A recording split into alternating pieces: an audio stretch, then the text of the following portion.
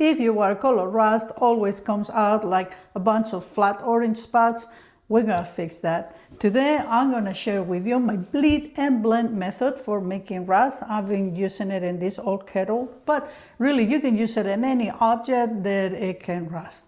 First, we'll come with a mix of rust color, thick.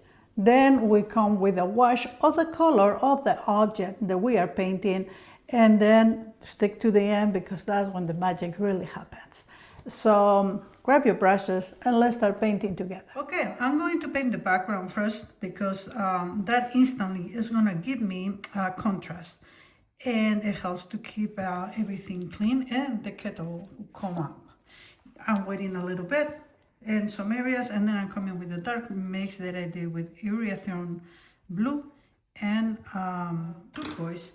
So I go, then I spread in some areas, dark color in some areas. Then while it's wet, I help it spread. I'm gonna leave this, since it's almost like a straight line, I'm gonna allow that to stop over here, and then we will do this other part later as well. And I'm just gonna concentrate on bringing this dark color closer to all this, it's kind of like a V. And yes, it's gonna look a little bit flat right now, but once we add the rust, that's where it turns real. So stay with me, we're getting closer to do it. We're almost done. And now what I'm doing is I'm waiting, already have all the background done outside the kettle. So I can come, take my time to wet this area, which it is the one that has the most detail. Oh, my paint will only go wherever I put water. So by taking my time, I can assure that the background, I can go right now, will not go where I don't want it to go. All right, and while we wait for that to dry, since I need to wait for it to dry, I can go ahead and put this part of the tablecloth, the one that hangs over the table, with French ultramarine and burnt sienna, and we can go ahead and start putting a little bit to separate another plane. So put a little here. We will come back and redefine this later, but I can go ahead and put the initial wash right now.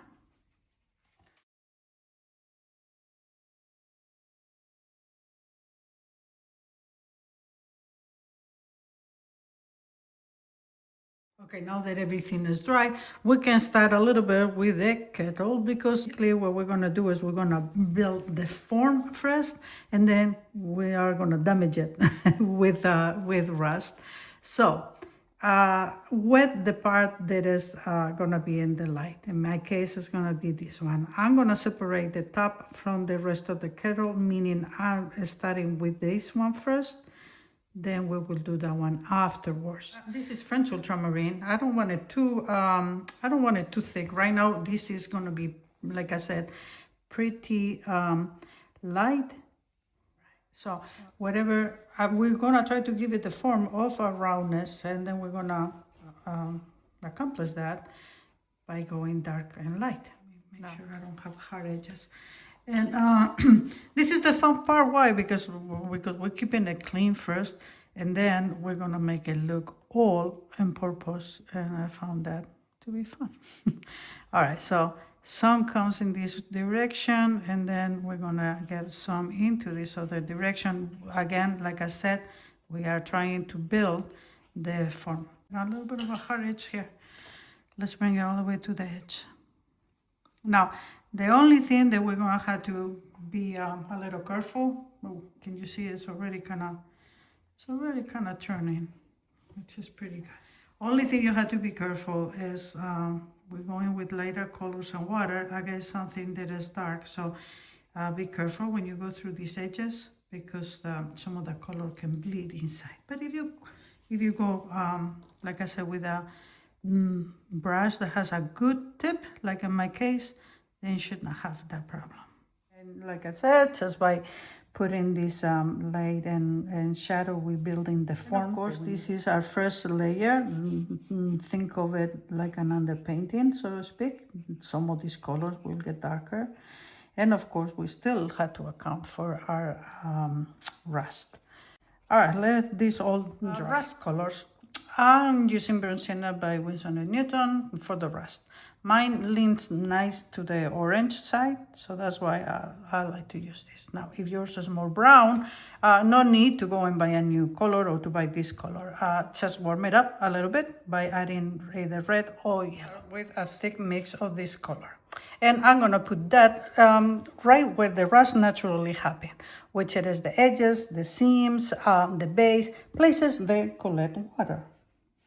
And yes, I'm going with my paint very thick. This is my system. Rust first, so don't be shy. Applying it thick. This is a round object, so when I go here in the belly, don't go flat and try to curve a little bit so it will be more realistic. Okay, keep that in mind. And because my paint is thick, it's gonna give me that sense of dry brush. It's a little bit hard for it to leave the brush, but that's what we want right now. We don't want to activate this paint with water yet, if you want to put it that way. What I'm gonna do is because this is almost kind of all the rust that I'm doing, but it needs to dry. Let's work on the handle first, and then we will continue on this. I'm using the same color, but I'm gonna go ahead and dilute it. This time I'm gonna get it at a regular strength, and then I'm gonna start putting a little bit here on the handle. So this color, we will go with a different color in a minute. This is just a little too light, but I need to build my underpainting, if you will. So go with that. Then I come with one that only has water. Like I mentioned before, when you do this part, be very careful that you don't bring the color, the blue color, from the background into here. So I go with a very best way to avoid that is by using a good pointy brush. White. And all of this is charming. All right. So burnt sienna. This time I'm going a little bit thicker again. Okay. Not as thick as the rust, but not as light as that one either. I go with that one, and then I come with water, and I'm gonna bleed. Now, I'm gonna bring this one down. Pretty much still there. Very thin around the edges, and then all of this will be in dark. Now that I have that, I can go ahead and go with a little bit of water. And now I'm gonna bring a brown to this. If you have Van Dyke brown, use it. I did myself like a chocolate brown by adding the burnt sienna with a neutral tint. And then I'm gonna come over here and darken this area quite a bit. I have those colors on my brush. Let's just put them here. They're gonna go also here in the handle, on the inside of the handle. So I come with them. It's like feels like a very dark chocolate. No. Okay, and then this brush, I'm gonna use it for blending, but instead of blending with only water, I have a mix of like a gray French ultramarine and burnt sienna, but leaning more onto the brown because we are working with browns right here. So this will be part of the inside of the handle. This is too white, so let's just go with a bit of burnt sienna, a little bit of the grays, and then bring them slightly higher. Now I'll go with water, and bam, this part is done. And now that we lost all the white, we are ready to activate the rust. So diluted burnt French ultramarine. This is what I have here. All right, so I'm coming here with my diluted French ultramarine, and I have one ready with water.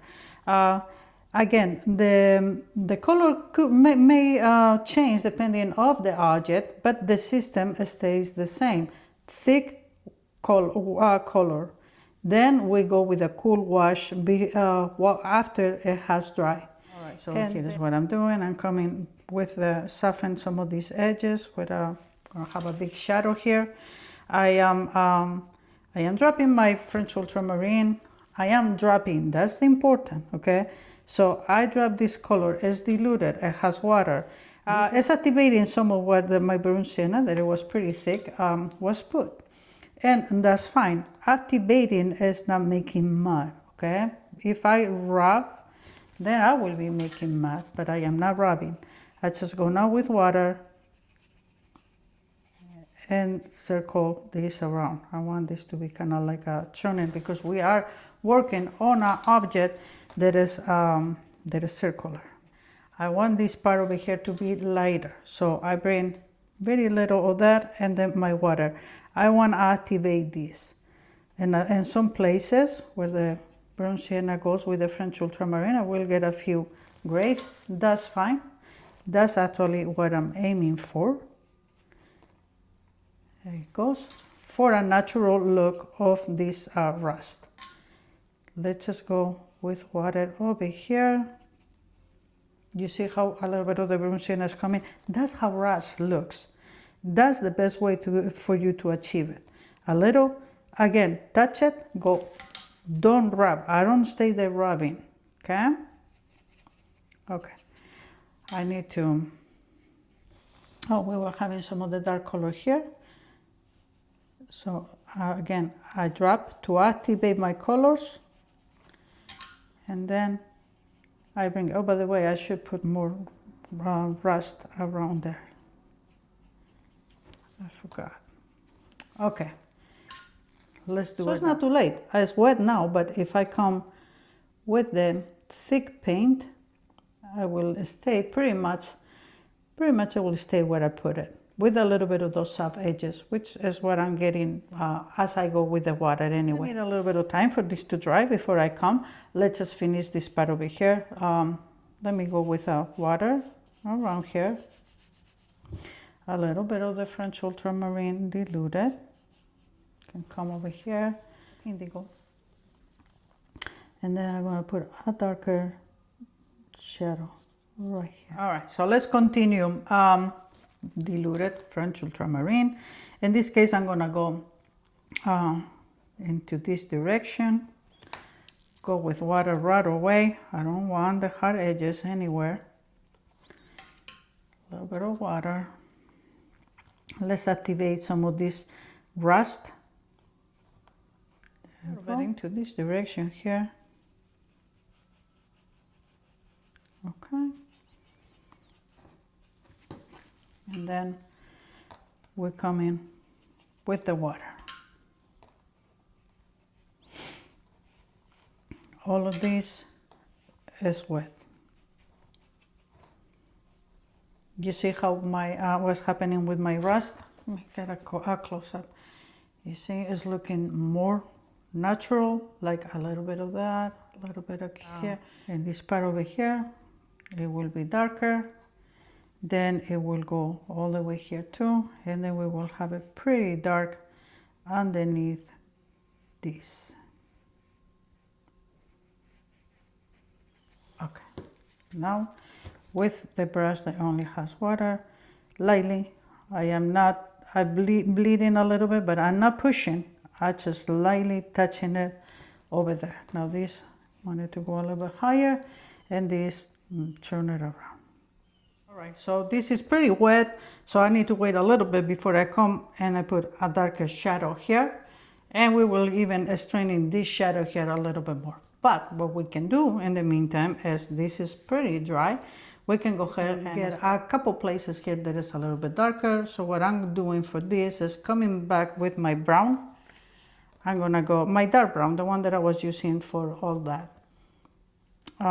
Let's just put a little bit here and there. Again, all the rust is not even. So if I go with that, drop it, then come with a brush that has only kind of a little bit of water, and you touch, just tap, tap, tap. I let this blend in a natural way. I am not stirring them, okay? I just tap in it and make it look like if it is some of that rust is thicker, older, if you will, in some places. But I'm making it look in a natural way. Now this is the bottom. The bottom will have a cast shadow. I have a few whites, so let's just cover those up. And then I just, again, tap, tap, tap. Let's start by putting here the cast shadow, because this will rest.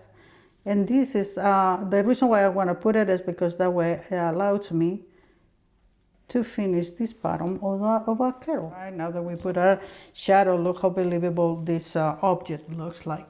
Let's just get, now that that we got everything what it needs to be. Let's just put a few more details. Like for example, I would like to put a little bit of this dark here, little spots. I will also like to come with a thicker, the very thick bronze sienna that I was using at the beginning. I would like to make this a little bit, this red spot here. I feel like I have too much area with nothing. So I got thick, right? I still have a little bit of wetness, but if not, I can also go ahead and tap. If we did it there, let's just do a couple over here and maybe one over here too. Let's just finish the shadow. This is a little wet still. I still have a lot of wetness, but this has dried nicely. So I'm coming now with the indigo, a little bit around over here, and then I bleed. Probably bring a little bit thicker here, and then once again I bleed. I'm gonna put it right here. So,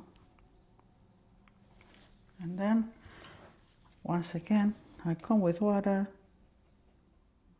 I'm coming here with my indigo. I'm gonna strain in this shadow, make it a little bit stronger. It will go down, and then I have a lot of bronze sienna there, which is perfect. And then this will dip a little. The same thing, a little bit lighter. So I'm gonna dilute a little bit of my indigo. And then with that one, I'm gonna come and I'm gonna strain some of this shadow. And once again, go with the water and take the hard edges out. You just give me 20 seconds while I put this shadow, then you will see how everything clicks. I mix the browns with the blues, meaning the making a little bit like a black. I should probably go with a little bit more French ultramarine. I did a lot of indigo with the browns, and it gave me this very dark color, which we wanted, but it looks a little bit too much black. So this shadow will come stronger around here. Of course, stronger closer to the object. A little bit lighter as if it goes out. Remember, we were having a brown. Now I wanted to get it a little bit cool. And here, let's just bring in a few shadows here and there. Nothing major, just to give it a little bit of volume. And then again, this method works for any object that you would like to do that is rusted.